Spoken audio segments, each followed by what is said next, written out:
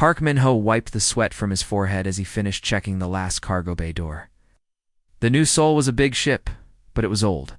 Everything needed fixing all the time.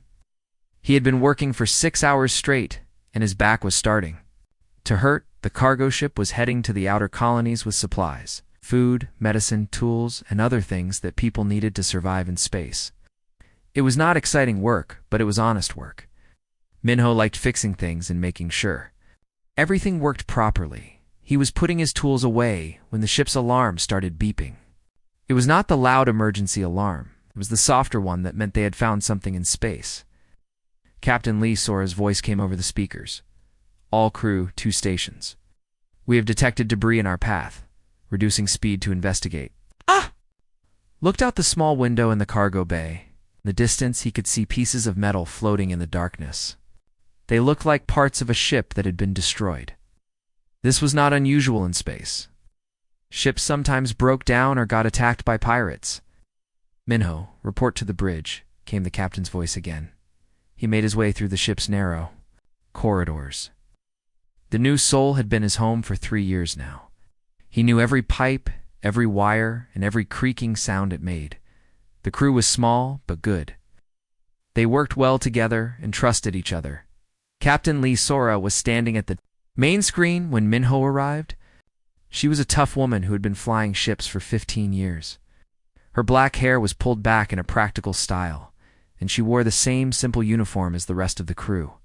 What do you think, Min-ho? She asked, pointing at the screen. The debris field was bigger than it had looked from the cargo bay. Pieces of strange metal floated everywhere. Some were big, some were small. The metal was a silver color that seemed to shimmer in the ship's lights. It does not look like any human ship I have seen, Min-ho said slowly. The metal is different. The shape is different too. That's what I thought. Captain Lee Sora nodded. Dr. Kim thinks it might be alien. Min-ho felt his heart beat faster. Humans had been traveling in space for 50 years, but they had never met aliens before. There had been rumors and stories, but nothing proven. If this was really an alien ship, it would be the most important discovery in human history. Should we investigate? Asked Chief Medical Officer Dr. Kim Gi-won. She was a small woman with kind eyes and gentle hands. Everyone on the ship trusted her completely. We should be careful, said Communications Officer Choi Han from his station. We don't know what destroyed this ship. It might still be dangerous. Captain Lee Sora thought for a moment. Will do. A quick scan. If we find anything interesting, we'll report it to Earth Command. But we won't take any big risks. They moved slowly through the debris field. The ship's sensors scanned each piece of metal, trying to understand what they were. Looking at most of the pieces were just broken parts of the ship's hull. But then they found something different. Captain, called Choi Han excitedly. I'm detecting a small energy signature. It's very weak, but it's definitely there. Where? Asked Captain Lee Sora. About 200 meters to our right. It's small, maybe the size of a lifeboat. They changed course and moved toward the energy signature. As they got closer, they could see it was some kind of pod. It was egg-shaped and made of the same shimmering metal as the debris. It was not broken. It was whole and seemed to be working. It's definitely alien, whispered Dr. Kim Ji-won. Look at the design. No human would build something like that. The pod was beautiful in a strange way. It had smooth curves and lines that seemed to flow like water. There were no sharp edges or corners. It looked like it had been grown instead of built. Can we bring it aboard? Asked Captain Lee Sora. The cargo bay is big enough, said Min-ho. I can modify the airlock to fit it. Do it, ordered the captain, but be careful. We don't know what's inside. It took Min-ho 2 hours to get the pod safely into the cargo bay. The whole time his hands were shaking with excitement and fear. He had never touched anything made by aliens before. The metal felt warm and seemed to hum with a very quiet vibration. When the pod was secure, the whole crew gathered around it. They had never seen anything like it. The surface was smooth and seemed to glow with its own light. There were no visible doors or windows, but they could still detect the energy signature coming from inside. There's definitely something alive in there, said Dr. Kim Ji-won, looking at her medical scanner. The heartbeat is very fast, but it's steady. Should we try to open it? Asked Choi Han. Not yet, said Captain Lee Sora. We need to be prepared. For anything, this could be dangerous. But Minho was not thinking about danger. He was thinking about the heartbeat Dr. Kim had detected. It was fast, like someone who was scared. If there was a living being inside the pod, it might be hurt or frightened. "Captain," he said quietly, "what if it's just someone who needs help?" Captain Lee Sora looked at him for a long moment. "Do you mean the ship was destroyed? This pod escaped? Maybe it's like a lifeboat. Maybe there's someone inside who is hurt and scared and needs our help. Or maybe it's something dangerous that we should stay away from," said Choi Hein. Nacho walked closer to the pod. He put his hand on the warm surface and felt the gentle humming. It did not feel dangerous. It felt afraid. "I think we should try to help," he said. "If it was a human in there, we would not hesitate." Why should this be different? Captain Lee Sora was quiet for a long time. Finally, she nodded. "All right. But we do this carefully. Dr. Kim, prepare the medical bay. Choi Han, monitor all. Communications. If this goes wrong, we need to be ready." "What about opening the pod?" asked Dr. Kim Ju. "Leave that to me," said Minho. He had been working with machines his whole life. He was sure he could figure out how to open it safely. As the others prepared, Minho stayed with the pod.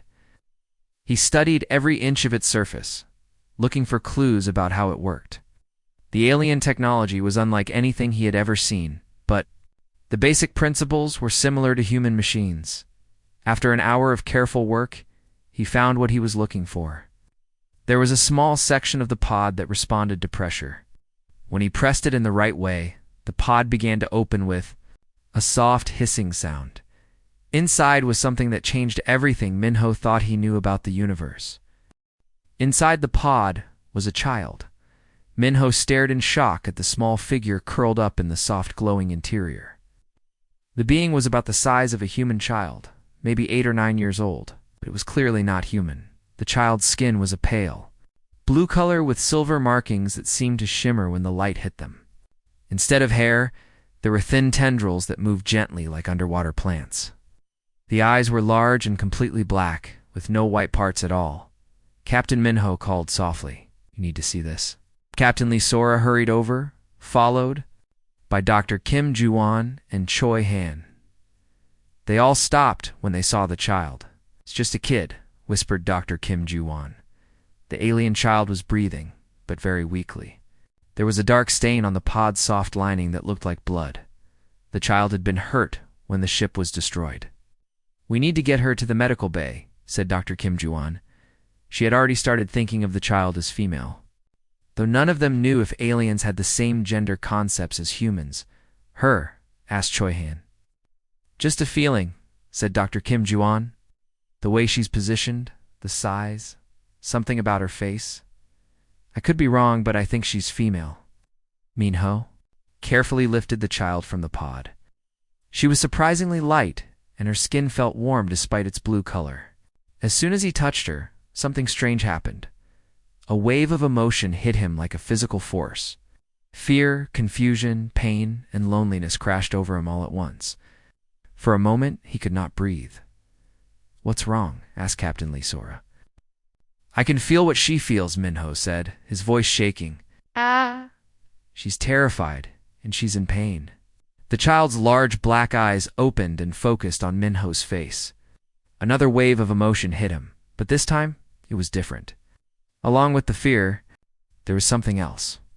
Hope, maybe, or curiosity. "She's looking at me," Minho said softly. "I think she can sense my emotions too." They rushed to the medical bay. Dr. Kim Ju-won had never treated an alien before, but she was a good doctor. She knew how to help someone who was hurt, regardless of what species they were. The child's injuries were not life-threatening, but they were serious. She had cuts on her arms and legs, and there was a bump on her head that suggested a concussion. Dr. Kim Gwon cleaned the wounds and bandaged them carefully. Through it all, the child kept staring at Minho. Every time he moved away, she became more agitated. When he came closer, she calmed down. "She's bonded to you somehow," said Dr. Kim Gwon. "Maybe because you were the first one she saw when she woke up. Or maybe because I was the one who opened the pod," said Minho. I think I saved her. You did save her, said Captain Lee Sora. If we had not found that pod, she would have died out there. Over the next few hours, they learned more about their unexpected guest. She could not speak any human languages, but she could communicate through emotions. When she was hungry, Minho felt hungry. She was thirsty, he felt thirsty. Dr. Kim Guan tried different types of food to see what the child could eat. Human food seemed to work fine, though she preferred fruits and vegetables over meat. She drank water eagerly, suggesting that her species had similar needs to humans. What should we call her? Asked Choi Han. Yes. We should let her choose, said Minho. When she's feeling better, maybe she can tell us her name. The child was sitting up now, looking around the medical bay with curious eyes. She seemed fascinated by everything she saw. The lights, the medical equipment, even the simple bed she was lying on. But she was most interested in Minho. Whenever he came near, she would reach out to touch his hand. Each time they made contact, he felt a gentle warmth in his mind. I think she's trying to understand us, said Dr. Kim Guan. The way she looks at everything, it's like she's learning. Learning what? Asked Captain Lee Sora. How we live, how we think, what we are. That evening, Captain Lee Sora called a meeting in the ship's small conference room. The child was sleeping in the medical bay, with Minho sitting nearby to keep her calm. We need to decide what to do, said Captain Lee Sora. Protocol says we should report this to Earth Command immediately. First contact with an alien species is a huge deal. But she's just a child, said Dr. Kim Juan. She's hurt and scared and alone. If we turn her over to the military, they'll want to study her. That's not necessarily bad, said Choi Han. We could learn a lot from her. About her species, about where she comes from, about the technology that built that pod. But what about what she wants? Asked Minho. What if she doesn't want to be studied? What if she just wants to go home? Where is home? Asked Captain Lee Sora. Her ship was destroyed. For all we know, she's the only survivor. They talked for hours, but could not reach a decision. The child was clearly intelligent and had emotions similar to humans. She deserved to be treated with respect and kindness. It's not like a laboratory specimen. Finally, Captain Lee Sora made a decision. We'll keep her presence secret for now. Give her time to recover and maybe learn to communicate better. Then we'll decide what to do. The crew will need to know, said Choi Hyun. You can't keep an alien child secret on a ship this small. The crew can be trusted, said Captain Lee Sora. We'll tell them everything and ask for their help. When they returned to the medical bay, they found the child sitting up and looking around anxiously. She had woken up and found Minho gone. Her fear hit him as soon as he walked into the room. It's okay, he said softly, sitting down beside her. I'm here. She reached out and took his hand. This time, instead of just emotions, he felt something else. Images flashed through his mind.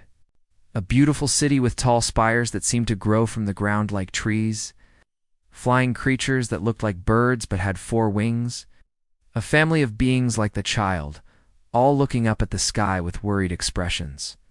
She's showing me her home, Minho said in amazement. Her planet, her family.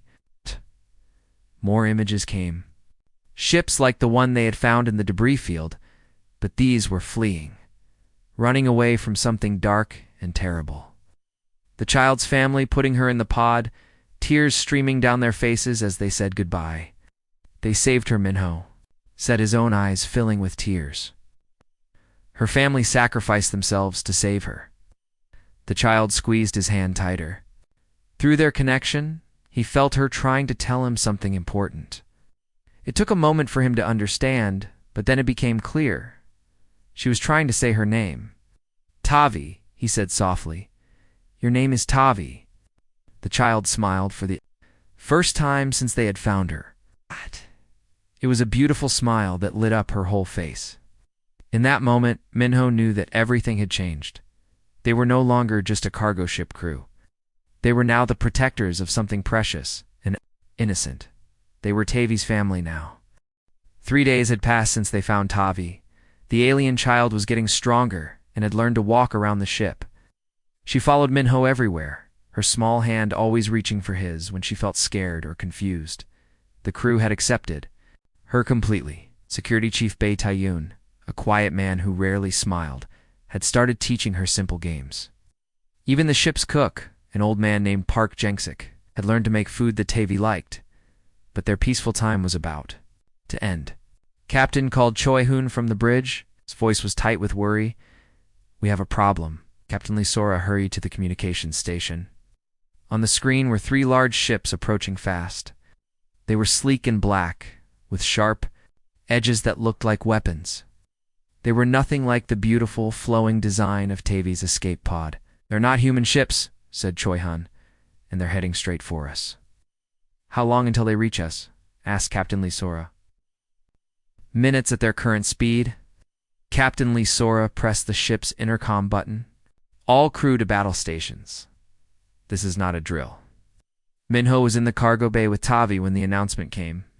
The child immediately grabbed his hand, her large black eyes wide with fear.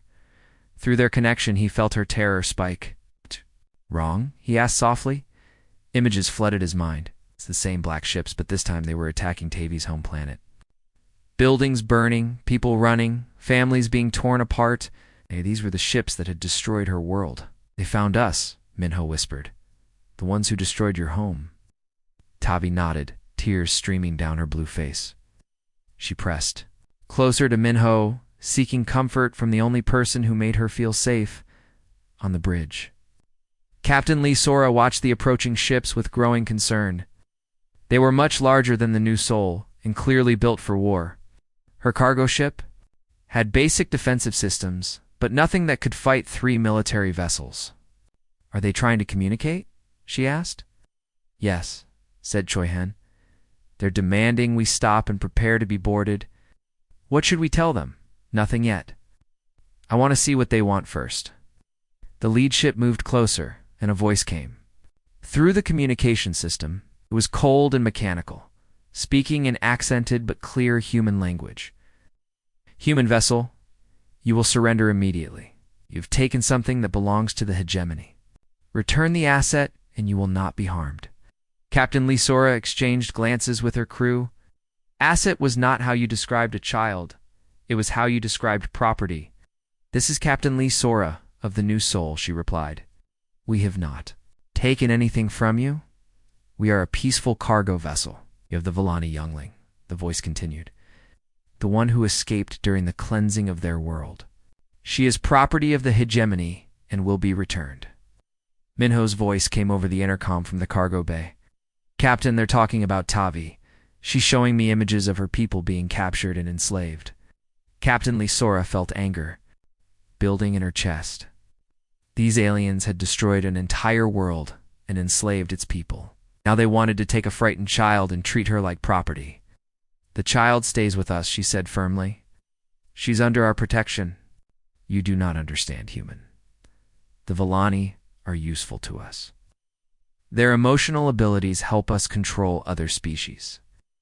The youngling will be trained to serve the hegemony, as is proper." "She's just a child," Captain Lee Sora said, her voice rising. "She's not property. She's not a tool. She's a living being who deserves to be free." There was a pause. Then the alien voice spoke again, colder than before. "You have chosen to resist. This is unfortunate. You will be destroyed, and we will take the asset from your wreckage." The communication ended. The 3 black ships moved into attack formation. "All hands prepare for combat," Captain Lee Sora announced. "Bei Taeyang, get our weapons online. Choi Hyun, send a distress signal to Earth Command. Dr. Kim, secure the medical bay." "What about the child?" asked Choi Hyun. "Minho will protect her. It's what he does best." In the cargo bay, Minho held Tavi close as the ship shook from the first enemy attack. The lights flickered and alarms began to sound. Tavi was terrified, but she was also trying to tell him something important. More images filled his mind. The black ships were powerful, but they had weaknesses. Tavi's people had learned this during their final battle. The ships relied on a central computer system that could be disrupted. Tavi, Minho said urgently. Actually. "Can you show me exactly how?" "To do that?" The child nodded and placed both hands on his face. The images came faster now, showing him the internal structure of the enemy ships. The computer cores were protected, but there was a way to overload them using the right frequency pulse. I have an idea, Minho said into his communicator. But I need to get to the engine room. It's too dangerous, came Captain Lee Sora's voice. The ship is under attack. Tavi knows how to stop them. She's showing me their weakness. Another blast shook the ship, stronger this time. Sparks flew from damaged systems, and the lights went out for several seconds. Do it, Captain Lee, Sora said. Whatever you're planning, do it fast. Minho picked up Tavi and ran through the ship's corridors. The little alien child weighed almost nothing, and her fear drove him to move faster than he had ever moved before. The engine room was filled with smoke and the smell of burning circuits. Several systems had been damaged by the enemy attack, but the main engines were still working. Show me, Minho said. Setting Tavi down near the main control panel. The child placed her hands on the controls and closed her eyes. Through their connection, Minho felt her reaching out with her mind, searching for the frequency that would disrupt the enemy ships. It was like watching someone tune a radio. But instead of sound, she was tuning emotions and thoughts. The hegemony. Ships used fear and control to operate their systems. But Tavi was showing them something different. She was broadcasting the emotion she felt from the human crew. Their courage, their determination to protect her, their willingness to sacrifice themselves for someone they barely knew. These were emotions the hegemony had never encountered before. It's working, came Choi Han's voice over the intercom. The enemy ships are slowing down. Something's wrong with their systems. But the victory was short-lived. The enemy had realized what was happening and were adapting. The largest ship broke away from the others and aimed directly at the new Soul. They're going to ram us, Captain Lee, Sora announced. All hands brace for impact. Minho wrapped his arms around Tavi as the enemy ship closed in. But just before impact, something unexpected happened. The ship's engines exploded in a brilliant flash of light. Through the smoke and chaos, Minho saw other ships approaching, human ships responding to their distress call. But would they arrive in time to save them from the two remaining enemy vessels? The battle was far from over, and now the enemies knew exactly what they were fighting for. The human ships that arrived were military vessels from Earth Command. 3 destroyers and a cruiser, all armed with the latest weapons, but they were still outnumbered by the remaining hegemony forces. This is Admiral Park Sun-ho of the Earth. Fleet, came a voice over the communications. New Soul, report your status. We're damaged, but still flying, Captain Lee Sora replied. We have a refugee aboard who needs protection. Understood. We'll handle the enemy ships. The space battle that followed was unlike anything the crew of the New Soul had ever seen. Bright flashes of energy lit up the darkness as human and alien weapons clashed. The Earth ships were smaller, but faster, darting around the massive hegemony vessels like angry wasps. But the real battle was happening inside Tavi's mind. The alien child sat in the engine room with Minho, her small hands still pressed against the control panel. She was reaching out with her abilities, trying to affect the enemy ships, but something was different now. Oh, what's happening? Minho asked, feeling strange emotions flowing through their connection. Through Tavi's mind, could sense the crews of the hegemony ships.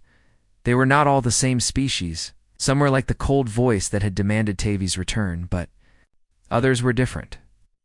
Many were slaves, just like Tavi's people had been. They're not all enemies, Minho realized. Some of them are prisoners, too. Tavi nodded, tears streaming down her face. She was sharing her memories with the enslaved crews, showing them what it felt like to be cared for and protected. She was showing them Minho's kindness, Dr. Kim's gentle healing, Captain Lee Sora's determination to keep her safe. On the bridge of the lead hegemony ship, chaos was spreading. The enslaved crew members were experiencing emotions they had never felt before, of compassion, the willingness to sacrifice for others. These feelings were so foreign to them that many didn't know how to process them. What is happening to the crew? Demanded Commander Vex, the hegemony leader. Was a tall, gray-skinned alien with cold yellow eyes. Some kind of emotional contamination, reported his second-in-command. The prisoners are becoming unstable. They're questioning orders. Impossible. We removed their capacity for independent thought years ago. But it was happening. Throughout the hegemony ships, enslaved beings were remembering what it felt like to be free. They were seeing through Tavi's shared memories what life could be like without fear and control. The first ship to surrender was the smallest one. Its enslaved crew had overwhelmed the hegemony officers and were now broadcasting their own surrender message. "This is the vessel's swift death," came a shaky voice. "We are no longer under hegemony control. We surrender to the human fleet." Admiral Park Sun-ho was confused but pleased. "Understood. Swift death. Stand down your weapons." The same thing began happening on the other ships. The emotional poison that Tavi was spreading was breaking decades of mental conditioning. Enslaved beings were remembering their names, their families, their hopes for freedom, Commander Vex realized. What was happening, and ordered his remaining loyal troops to board the New Soul.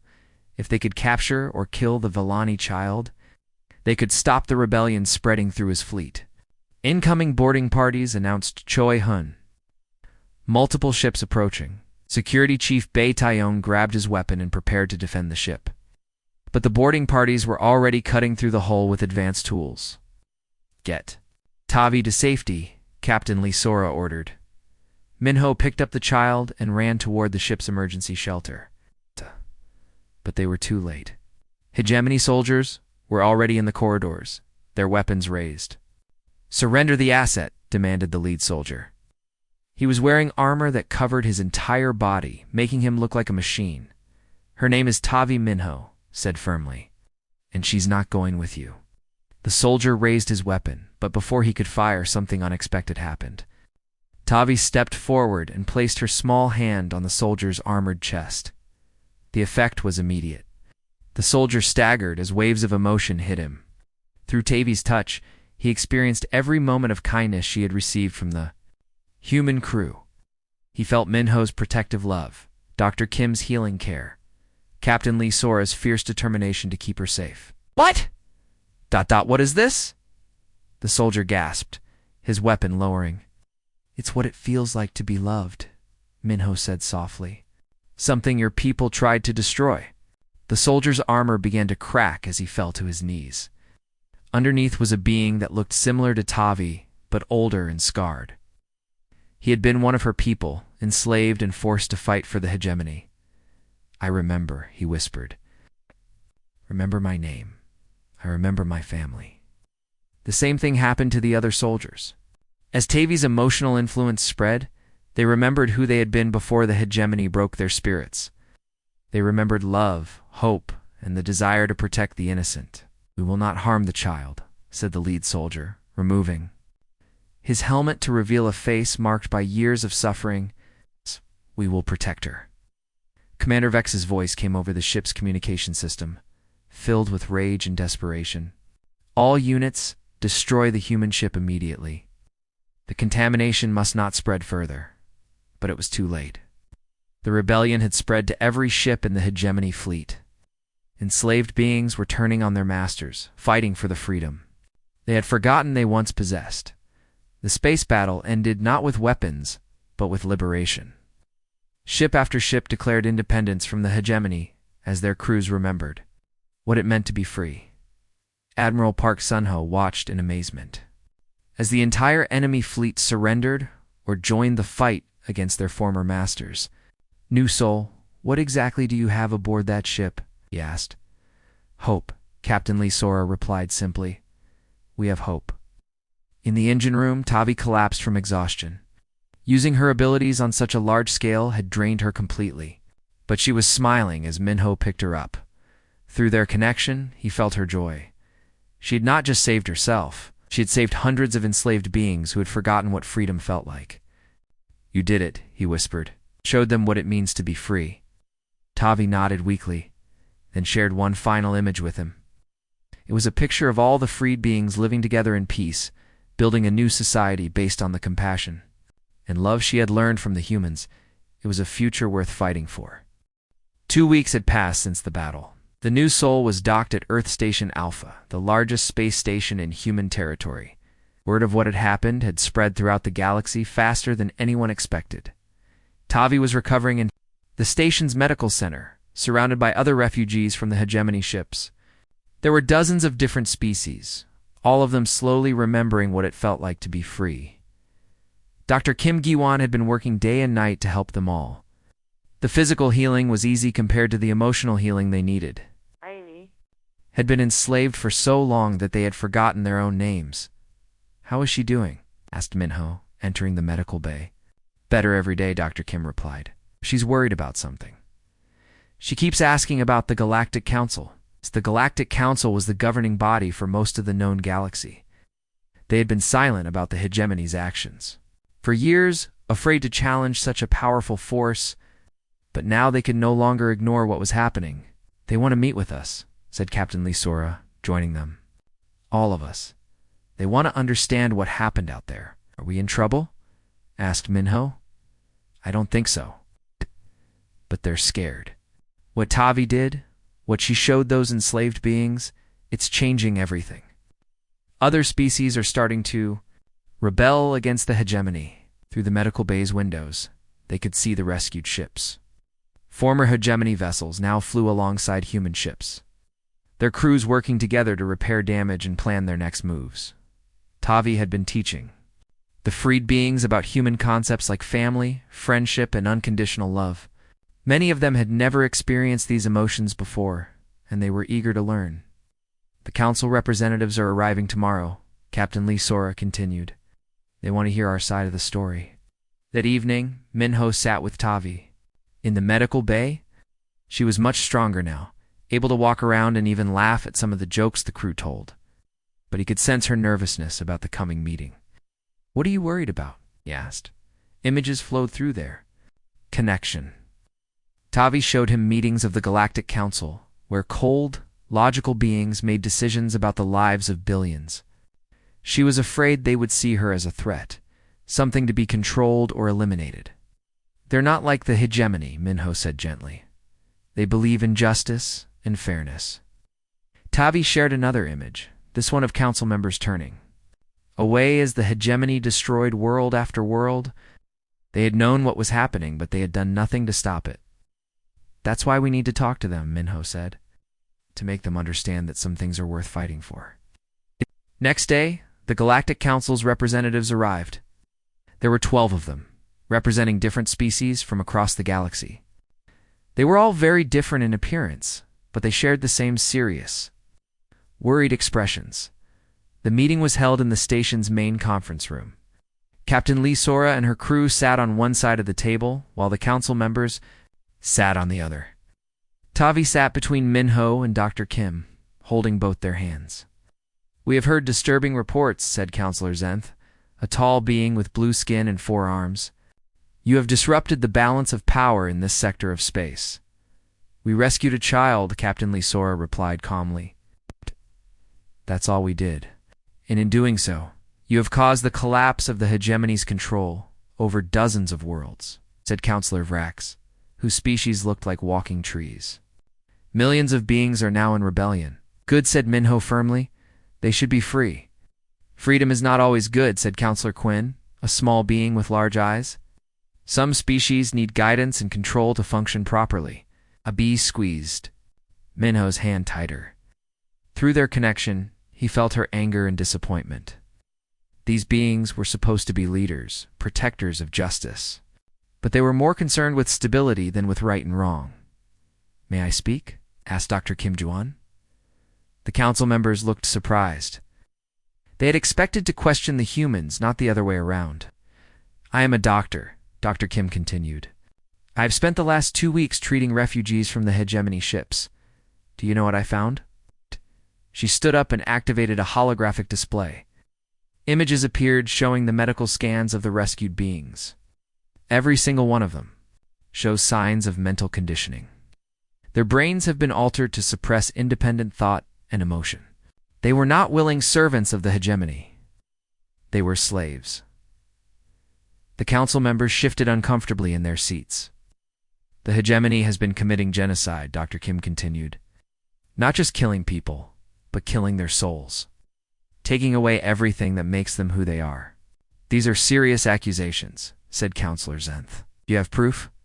I have hundreds of victims, Dr. Kim replied, and I have Tavi.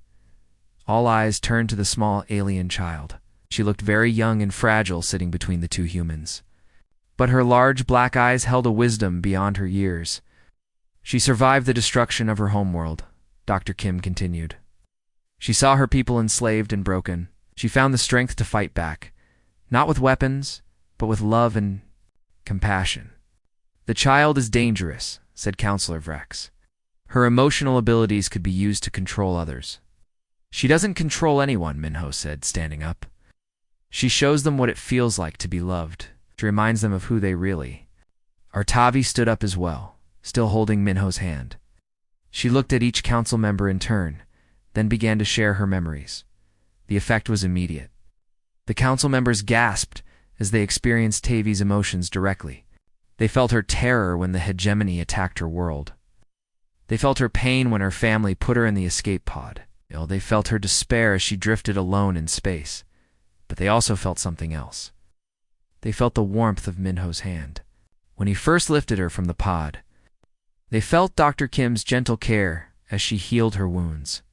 They felt Captain Lee Sora's fierce protection and the entire crew's acceptance of her as family. This is what humans do, Tavi said, speaking in their language for the first time.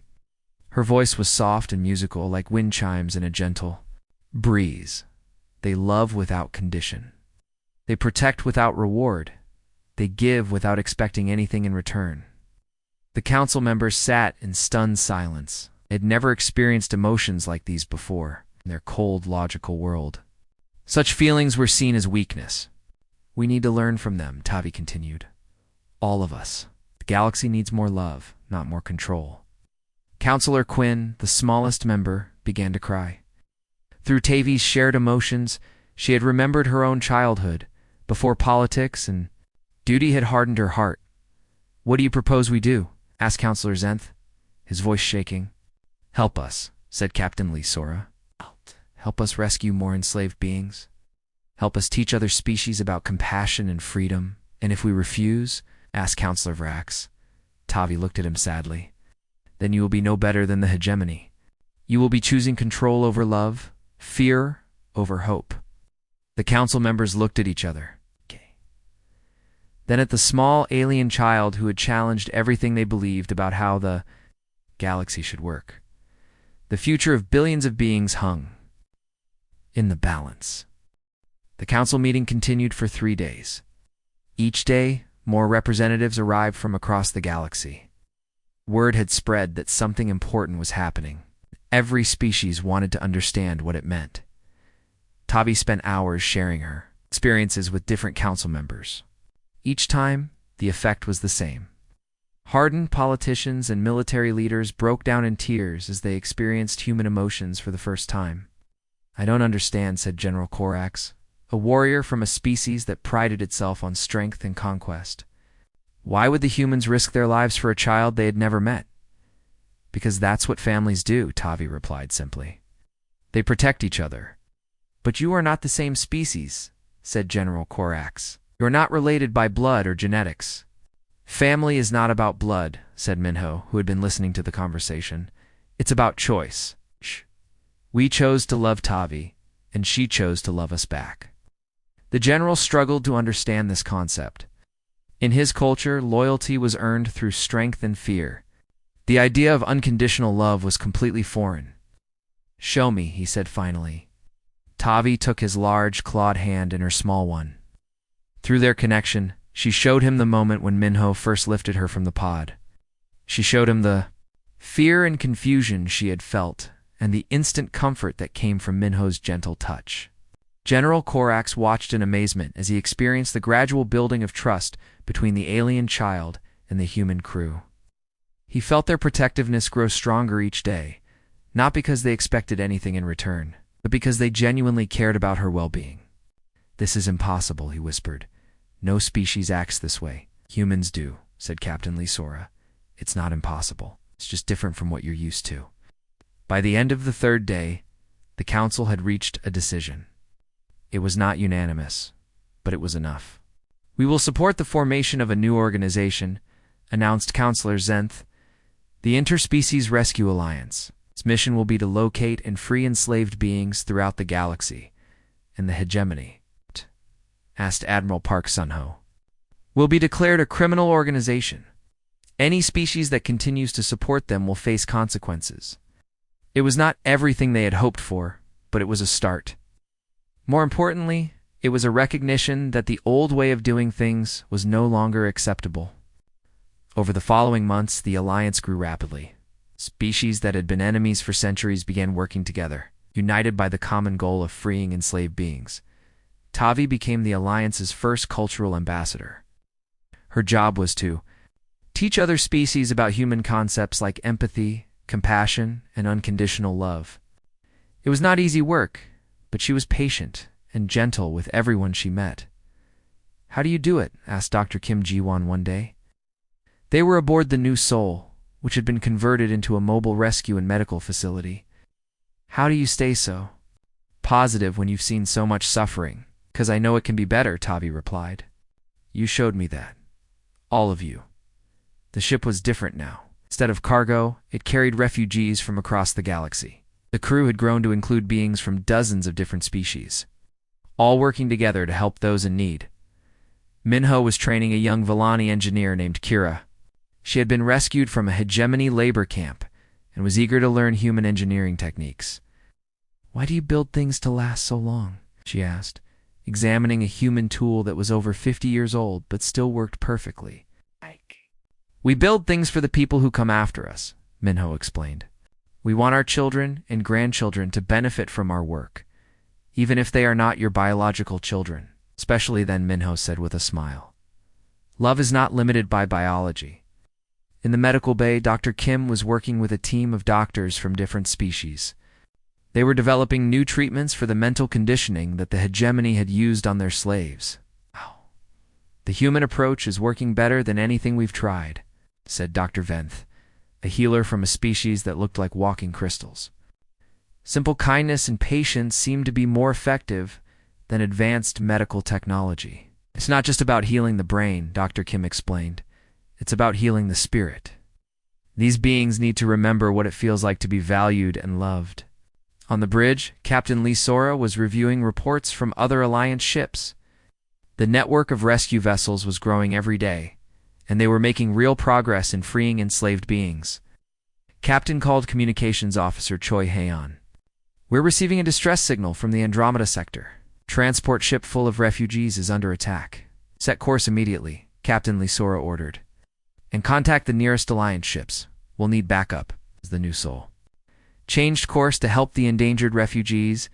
Tavi made her way to the bridge. She was older now, no longer the frightened child they had found in the escape pod. But she still held Minho's hand whenever she was nervous or excited. "Another rescue?" she asked. "Another family to save?" Captain Lee Sora replied. Through the ship's windows, they could see other Alliance vessels changing course to join them. Human ships, former hegemony vessels, and ships from species that had never worked together before. All united by the simple principle that Tavi had taught them. Everyone deserves to be loved and protected. "Are you ready?" Minho asked Tavi. She nodded, her large black eyes shining with determination. "I'm ready." As they approached the battle, Tavi prepared to use her abilities once again, but this time she would not be alone. She would be supported by hundreds of beings who had learned to love and protect each other, regardless of their species or origin. The rescue mission was just beginning, but Tavi knew they would succeed. They always did, because they were fighting for something more powerful than any weapon. The power of love to transform even the darkest hearts.